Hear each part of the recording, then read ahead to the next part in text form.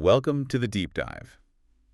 So, have you ever felt that that constant internal buzz, like you have to be productive? Oh, absolutely. That pressure. Yeah, or turning every single hobby into some kind of side hustle, or, feeling genuinely guilty just for sitting still. hmm If that sounds familiar, well, you're in the right place. Because that's what we're digging into today, this sort of collective weight, hmm the monetization of, well, everything, and what it's costing us in terms of just being present, finding meaning. Right. That core feeling, that constant need to grind, not just to survive, but for relevance, it really defines modern life, doesn't it? It really does. The source material we looked at actually puts a name on it, existential capitalism. Existential capitalism. Wow. Yeah, it's this idea where our sense of self-worth gets tangled up completely with, productivity and profit. The frame is powerful Mm. because it shifts it, doesn't it? It's not just about economics anymore. It's psychological. If the whole point of the system is maximizing value, then if you aren't generating value,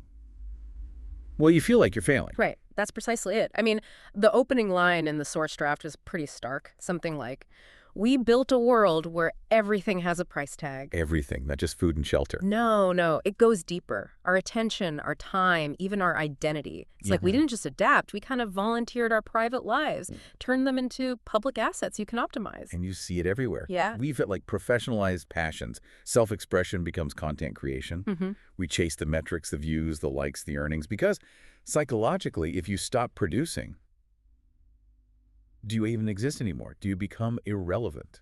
Which leads straight into this huge paradox of our time, doesn't it? Totally. Materially speaking, we're like richer, faster, more connected than any humans ever. Objectively, yes. Yet look at the stats. Anxiety, depression, they keep climbing. So many people feel, well, slow, definitely poor in time, and really alone. So, okay, our mission today is kind of complex then.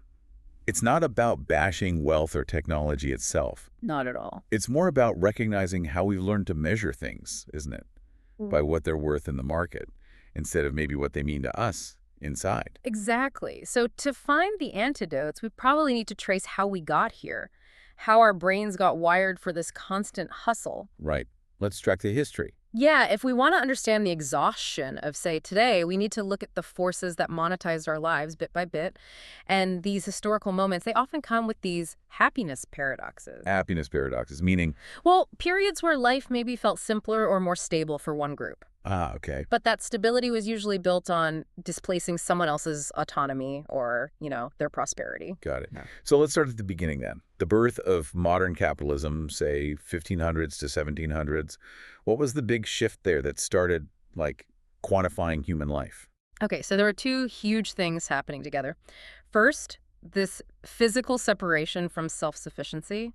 Think privatization of common land, the enclosure movement. Right, I've heard of that. Peasants couldn't just live off the land anymore. They were pushed into cities, basically forced to become wage laborers. So their time suddenly had a price tag, sell it or starve. Pretty much, yeah. Their time now had a direct monetary value because survival depended on selling it.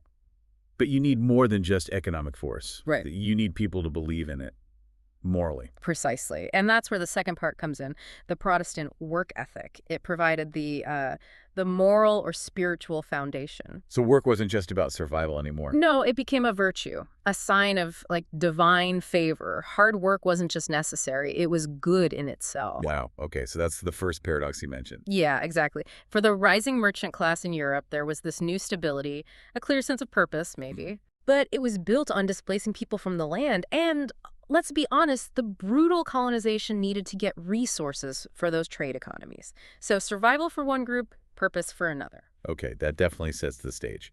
What's next? The Industrial Revolution. 1700s, 1800s. Yep.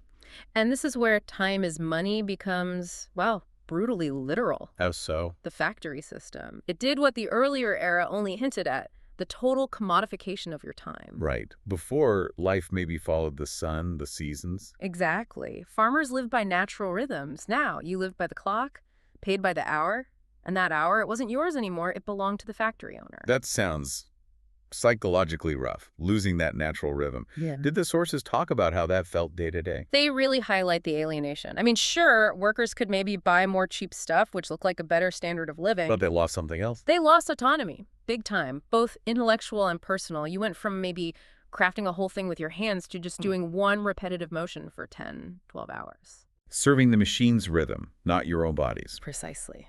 Okay, let's jump forward quite a bit.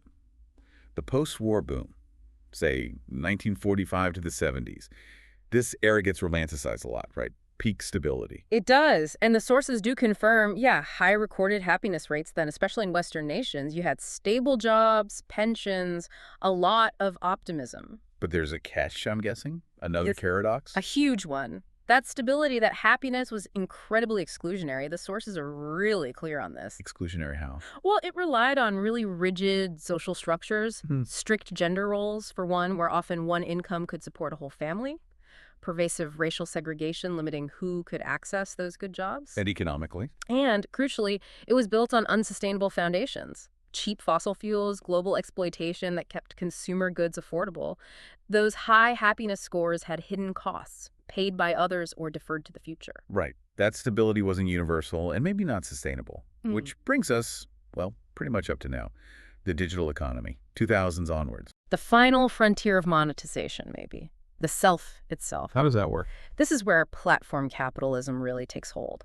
And the ultimate currency becomes our attention. That single, finite thing we all have. The whole, if you're not paying, you're the product idea. Exactly. Yeah. Your scrolling time, that's data. That's profit for someone else. And that bleeds directly into the side hustle culture we talked about. Totally. The lines between work and life just dissolve, right? Yeah. Smartphones, remote work, it's everywhere. So the expectation becomes Every spare moment, every interest could be, maybe should be, monetized, optimized.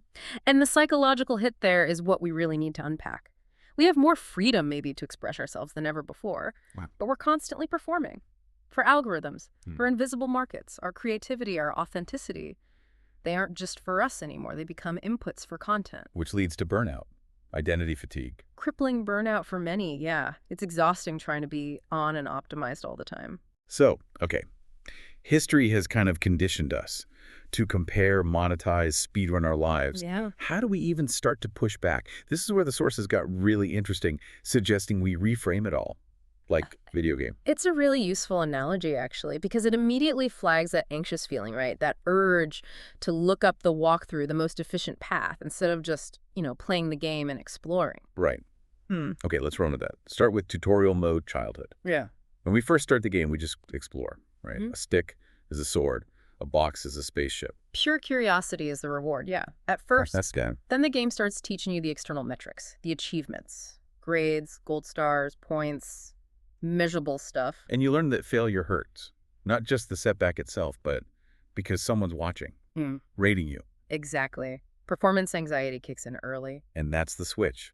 Childhood play, no fear, gives way to adult anxiety that we somehow label as maturity or wisdom. Which leads us into leveling up young adulthood. The game kind of hands you your starting inventory, your background, talents, education, and the main quest is just make something of yourself. Vague, but intense pressure. Totally. And that's when the comparison really ramps up. You look around, you see other players. Maybe they seem way ahead. Maybe they had better starting gear, And the impulse is. Min-maxing, as gamers call it. Right. Maximize the outcome, minimize the input or risk. Yeah.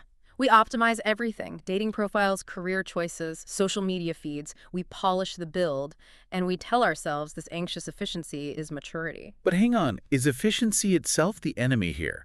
Are the sources saying we should just, stop trying, be inefficient? No, not at all. That's a key distinction. The sources differentiate between necessary efficiency, paying bills, organizing your day, and anxious efficiency. Anxious efficiency. That's the relentless focus on the main profitable quest line, while ignoring all the side quests that might actually enrich your experience, even if they don't give you points or gold. That's what leaves you feeling hollow. Okay, got it. So this anxiety peaks in the mid-game, the daily grind. Yeah, and here's the crazy irony. Objectively, as a species, we live better than ancient kings. Instant food, global travel, miracle cures. True.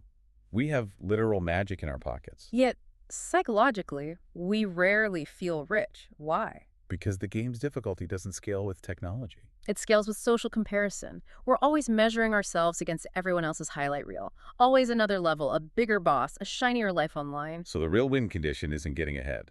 According to the sources, no. The hidden objective, the real win, is something they call gratitude with precision. Okay, not just vague be grateful stuff. No, not spiritual fluff or toxic positivity. It's more like cognitive realism, grounded in history and empathy. Give me an example. What does precision mean here? It means consciously noticing the genuinely miraculous things you take for granted. Like stopping to realize that hot running water on demand, pure fantasy for 99% of human history. Okay. Or holding your phone and thinking, this little thing has more knowledge than the entire Library of Alexandria and it fits in my hand. It's about perspective. Yeah, framing it like that really does pull you out of the comparison spiral. It makes you realize the problem often isn't lack of resources, it's lack of perspective. We need to stop trying to speedrun life, maybe, and actually, taste the food instead of just inhaling it as fuel on the way to the next objective. Okay. So that leads us to the practical stuff, the quiet rebellion, as the sources put it, the daily ways to resist this pressure. If success is just a local save file, how do we stop checking the global leaderboard all the time? Let's break down some of those daily traps the sources identified. First one, the productivity trap. Ah, yes.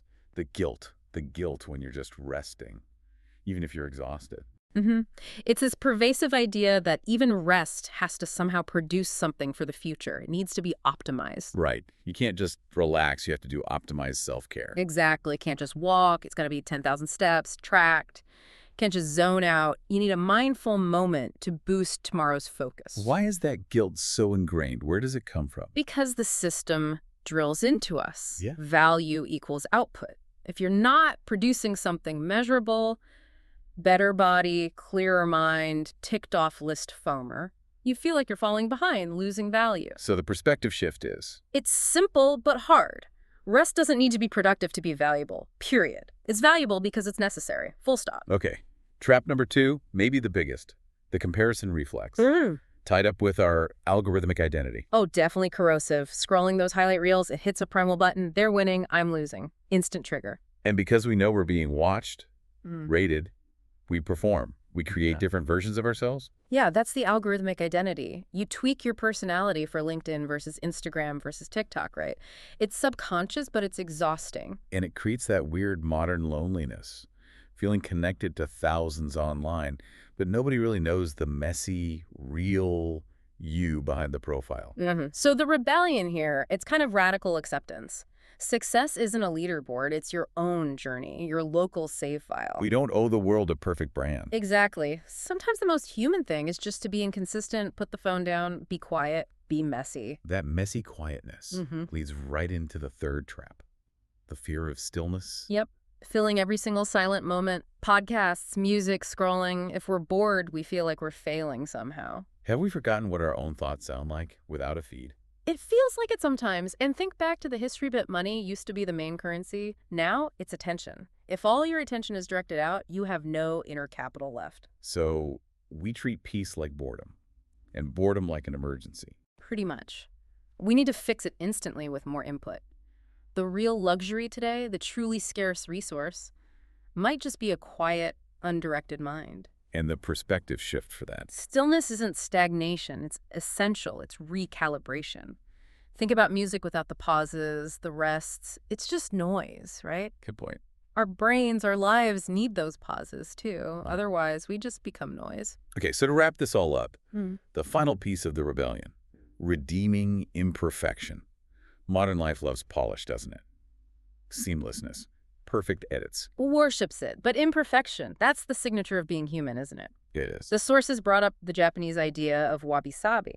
Finding beauty in things that are Impermanent, incomplete, imperfect, accepting the cracks, the wear, the history that shows something has been lived in, used, not hiding it. That feels like the direct antidote to optimization culture. If the system wants you to smooth out every flaw. The shift is seeing the glitch not as a flaw, but as proof that it's real. Handmade, unique. Like a worn wooden table is more beautiful than a perfect plastic one. So putting it all together, if capitalism's superpower is turning everything into a product. Our counterpower is consciously turning things back into experiences. Raw, personal, non-transferable experiences. Like cooking just because you enjoy the process, not for Instagram. Exactly. Or reading a physical book for the feel of the paper. Or just sitting and watching light move across a room. You can't buy presents. You can only choose it, moment by moment. Yeah. At the end of the day, this whole deep dive, It's kind of a love letter to inefficiency, isn't it? Huh, maybe it is. To accepting that life is often messy and, yeah, sometimes boring and definitely inconsistent. But it's ours. Profoundly ours. We're not here to maximize it like a stock portfolio. We're just here to live it. That feels like a good place to pause. The miracle isn't really that we built systems this complex or optimized ourselves to exhaustion. No, the miracle is that we still have the ability, the consciousness, to stop, to look around. And ask that crucial question. Are we actually living right now, or are we just earning our existence? That's something to think about. Definitely something to think about this week.